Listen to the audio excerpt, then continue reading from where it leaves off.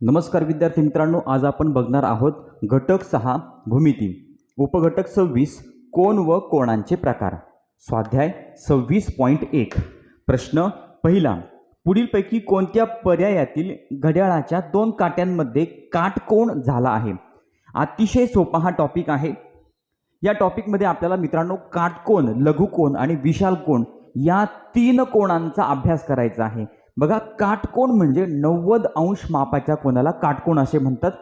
90 अंशापेक्षा लहान कोण त्याला आपण लघुकोन म्हणतो आणि 90 अंश मापापेक्षा जास्त कोणाला विशाल कोन असं म्हणतो.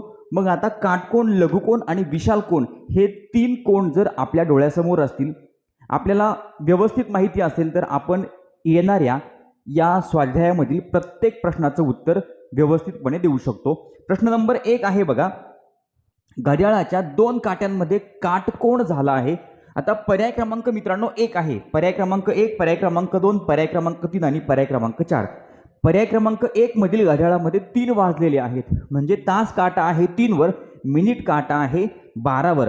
मित्रांनो 3 वाजले म्हणजे या ठिकाणी काटकोन झालेला आहे, म्हणजेच पहिल्या प्रश्नाचं उत्तर आहे पर्याय क्रमांक 1.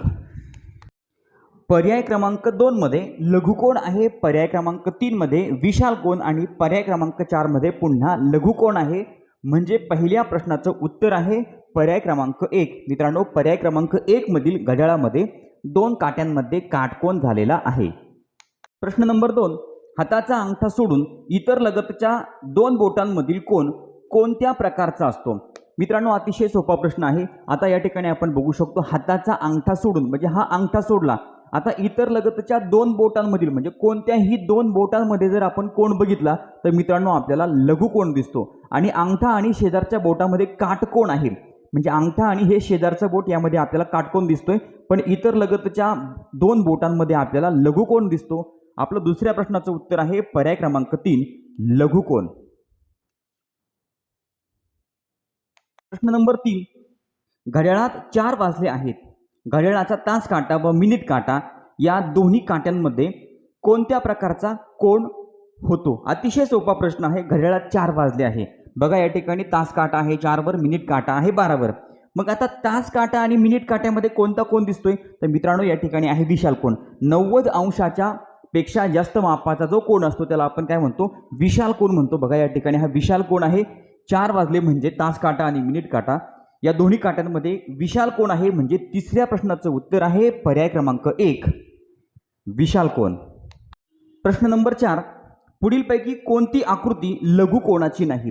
मित्रांनो या 4 आकृत्यांमध्ये जर आपण बघितलं, पर्याय क्रमांक 1 आहे लघुकोन, पर्याय क्रमांक 2 आहे लघुकोन, पर्याय क्रमांक 3 मध्ये सुद्धा लघुकोन आहे, पर्याय क्रमांक 4 ही विशाल कोनाची आकृती आहे, म्हणजे चौथ्या प्रश्नाचं उत्तर आहे पर्याय क्रमांक 4. मित्रांनो पर्याय क्रमांक 4 मध्ये लघुकोन नाही, तर पर्याय क्रमांक 4 मध्ये आहे विशाल कोन.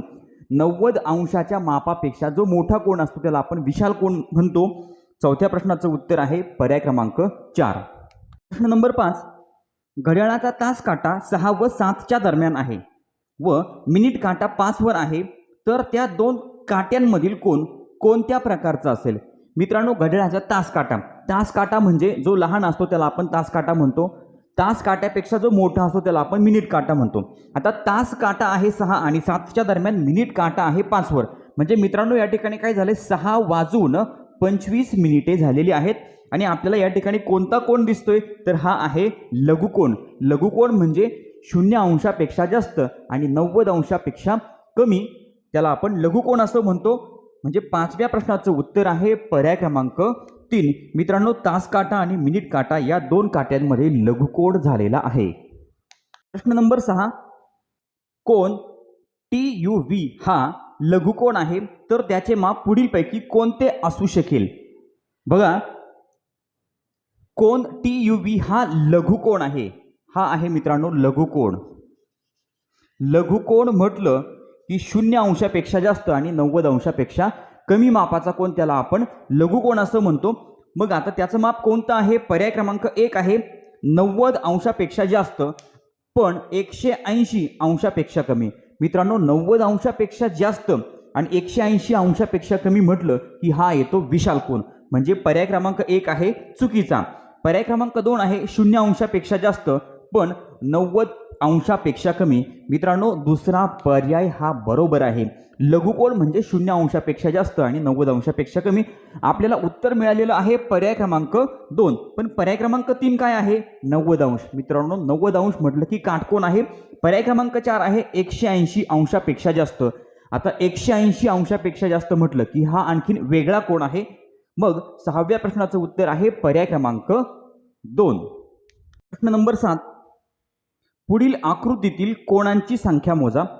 या आकृतीमधील कोणांची संख्या मोजायची आहे. विद्यार्थी मित्रांनो या आकृतीमध्ये कोणांची संख्या आहे 10. तर आता 10 कसे आहे? तर या ठिकाणी बघा मी हे सगळे 10 कोण लिहिलेले आहेत. कोण AOB, कोण BOC, कोण COD, कोण DOE, कोण AOC, कोण BOD, कोण COE, कोण AOD, कोण BOE आणि सर्वात शेवटी कोण AOE. मित्रांनो यांना या ठिकाणी आकृती दिलेली आहे. त्या आकृतीमध्ये मी नावे दिली आणि त्यानुसार हे कोण लिहिलेले आहेत. अतिशय सोपं आहे बघा. 1 2 3 4. मग काय करा 4 अधिक 3 अधिक 2 अधिक 1 यांची बेरीज करा. 4 आणि 3 7 8 9 आणि 10. मित्रांनो कोणांची संख्या आहे 1 2 3 4. अगोदर 4 त्यानंतर 3 नंतर 2 नंतर 1 म्हणजे कोणांची संख्या झाली 10. 7व्या प्रश्नाचं उत्तर आहे पर्याय क्रमांक 1 10. प्रश्न नंबर 8. पुढील आकृतीत Q हा शिरोबिंदू असणारे किती कोण आहेत? मित्रांनो Q हा शिरोबिंदू असला पाहिजे म्हणजे मधला बिंदू असला पाहिजे. Q हा शिरोबिंदू असणारे किती कोण आहेत? तर मित्रांनो बघा कोण PQS म्हणजे PQS हा एक झाला. त्यानंतर कोण SQR आणि 3 नंबरला कोण PQR, कोण PQR. या तीनही कोणांमध्ये Q हा शिरोबिंदू आहे. असे 3 कोण आहेत. म्हणजे 8व्या प्रश्नाचं उत्तर आहे पर्याय क्रमांक 2 3. प्रश्न नंबर 9. कोणाच्या दोन्ही भुजा वाढवल्यास कोणाच्या मापात काय फरक पडतो? बघा आता कोणाच्या दोन्ही भुजा वाढवल्या. बघा या ठिकाणी 3 कोण आहेत. काटकोन, लघुकोन आणि विशाल कोन. मग आता यातला आपण काटकोन घेतला. ह्या दोनही भुजा म्हणजे बाजू. आता ही बाजू वाढवली काय किंवा ही बाजू वाढवली. आता दोनही भुजा कोणतीही भुजा जर वाढवली तर मित्रांनो कोणाच्या मापामध्ये काहीही फरक होत नाही. बघा ही भुजा म्हणजे ही बाजू जर आपण अशी पुढे वाढवत गेलो तर मित्रांनो हा काटकोनच राहणार आहे. याच्या मापामध्ये कोणताही बदल होणार नाही. कोणतीही भुजा वाढवा कोणाच्या मापात काहीही फरक होणार नाही. त्यानंतर आहे लघुकोन. लघुकोनाची सुद्धा ही बाजू वाढवली किंवा ही बाजू वाढवली तर मित्रांनो हा लघुकोनच राहील. या कोणाच्या मापात काहीही फरक होणार नाही. विशाल कोन सुद्धा घ्या. या कोणाच्या दोनही भुजा वाढवल्या कोणतीही एक भुजा वाढवली तरी सुद्धा कोणाच्या मापात काही फरक पडत नाही म्हणजे माप तेवढंच राहतं. म्हणजे 9व्या प्रश्नाचं उत्तर आहे पर्याय क्रमांक 3. कोणाचे माप तेवढेच राहते.